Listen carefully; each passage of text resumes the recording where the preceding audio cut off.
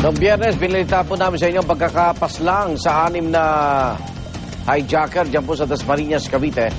Dalawa po sa mga suspect, pawang mga pulis Maynila. Halos kasabay din yan, napabalita rin ang Maynila ng bagong carnap capital daw ng bansa. At kaunay po yan, mausap natin si Manila Mayor Pedro Lim. Mayor Lim, good morning po. Magandang umaga sa inyo, Arnold, sa mga tagapakinig. Reaksyon dito, kamusta investigation dito sa ilang mga pulis po ng Maynila na nasasangkot sa issue ng hijacking o carjacking? Doon sa 3 pulis, dalawa yung tiga NCRPO, no? Oo. Yung isa, Pulis Maynila, pero 6 na buwan ng awol ito. Awol, opo. Awol at may demanda na, hindi nagre-report ito kaya may kaso. Kaya yun, sumasama pa dito sa hijacking, yun ang nangyari sa kanila. Siyempre, lahat na gumagawa ng krimen, sooner or later, ma-discover yan, ma-identify sila. At ito ang kinahinat na nainkwentro nila yung mga pulis sa Cavite at kami ay bumabati sa kanila na nagampanan nilang kanilang tungkulin na mga masasamang tao ay malagay sa dapat pagkalagyan. Pero dapat disilipin natin siguro, Mayor, na ito palang nag-aawol pwedeng sumama sa mga sindikato, hindi nababantayan ng opisyal nila. Yun nga ang nangyari dyan, hindi ganong na-monitor ang mga kilos, pagkamat wala na sila sa servisyo, kasi awol na nga wala nang contact sa kanila. Dapat minamanmanan nito mga taong ito dahil ang posibilidad na sumali sa ganitong mga gawain, nandyan. Okay. Luzon ng Maynila na raw po, Mayor, ang tinuturing na carnapping capital ng PNP na nawala na sa Quezon City. Nabahala nga ako dyan lumabas sa dyaryo yan, kinabukasan, tumawag ako ng command conference sa City Hall. At nandun sila General Gutierrez, lahat ng precinct commander, mobile, lahat ng specialized section, kasamang anti-carnapping. At tinanong ko, ano ba itong nalalathala na ang Maynila na pinakamaraming reported cases? Ang sagot sa akin, reported nga yan, kasi nga, hindi naman may iwasan na yung tao, hindi mo kunin yung alarma, no? Pero na-discover nila sa follow-up, hindi pala totoo yung karamihan dito na carnap. Kung hindi, itong mga taong ito, kumukuha ng mga motorsiklo na hulugan.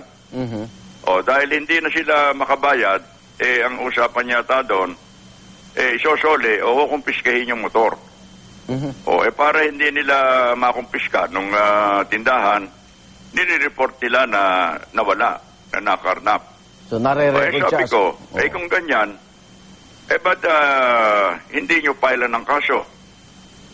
Na panluloko sa pulis para yung record ninyo, eksakto lang. Kung alin yung tunay na nakarnap.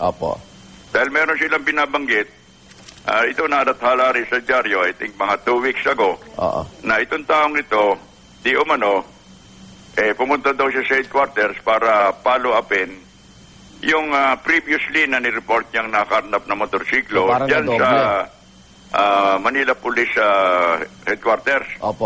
Ito daw, pangalawa na pagbalik daw niya sa parking lot, wala na naman yung motor. Di ba nakakapagtaka yun sa harap ng headquarters? Suki siya. Nangyari, meron CCTV doon.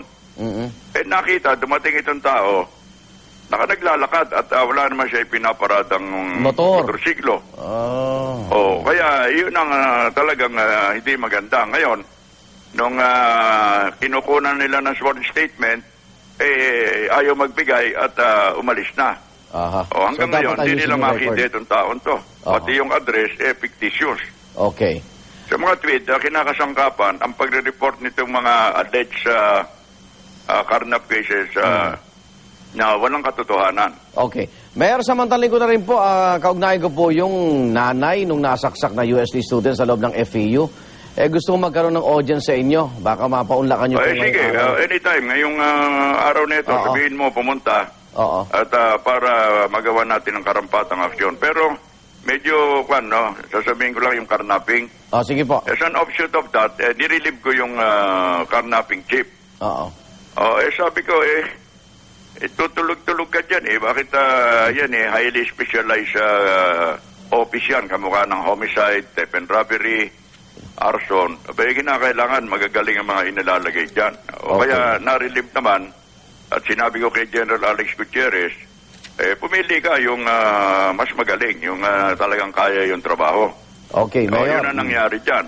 Sige po. Ngayon, yung sa tinatanong mo, itong Mamaya makakausap po namin siya. Itong babae na nasaksak sa FEU, no? Opo. Sige, pumunta sila sa opisina ngayong maga. Opo. At malaman ko kung paano mapapadali itong pagpapail ng demanda. Okay. Mayor, salamat po. Good morning. Maraming salamat, Arnold, sa lahat ng inyong taga-pakinig. Mabuhay kayo. Manila Mayor Alfredo Lim.